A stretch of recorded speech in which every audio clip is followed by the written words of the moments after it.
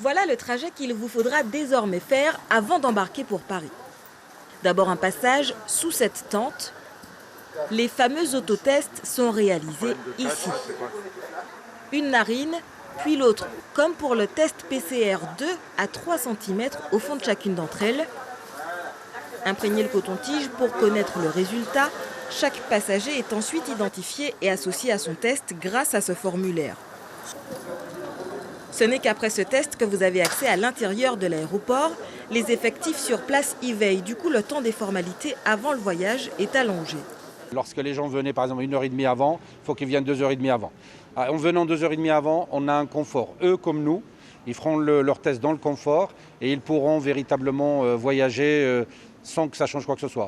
Pour ce nouvel aménagement, l'aéroport Félix Éboué a reçu du soutien. Je suis le lieutenant-colonel Brett Teddy et je suis adjoint au chef d'état-major interministériel de zone à la préfecture.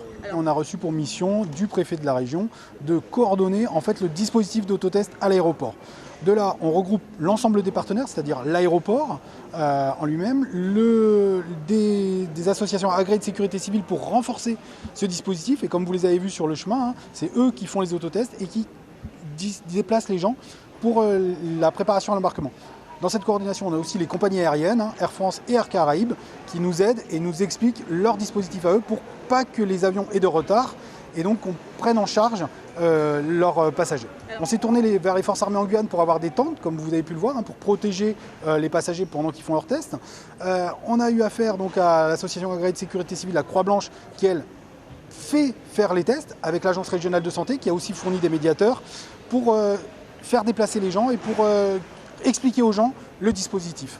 Distanciation sociale, temps d'attente, point de contrôle, tout est calculé au millimètre.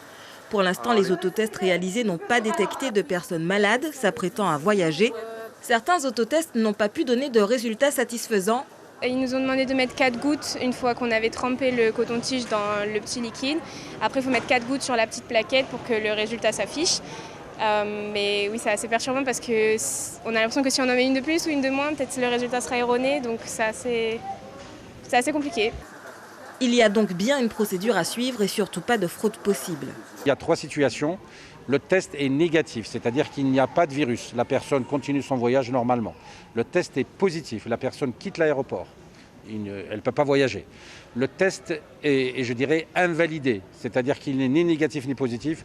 Il faut recommencer le test, donc la personne ressort et refait tout le cheminement, ce qui lui fait perdre un petit peu de temps. L'aéroport Félix Éboué doit recevoir davantage de kits autotests dans les prochaines semaines. Déjà, plus de 400 autotests ont été réalisés avant l'embarquement. Enfin, les femmes enceintes ou accompagnées de bébés bénéficient d'une file prioritaire pour ces formalités.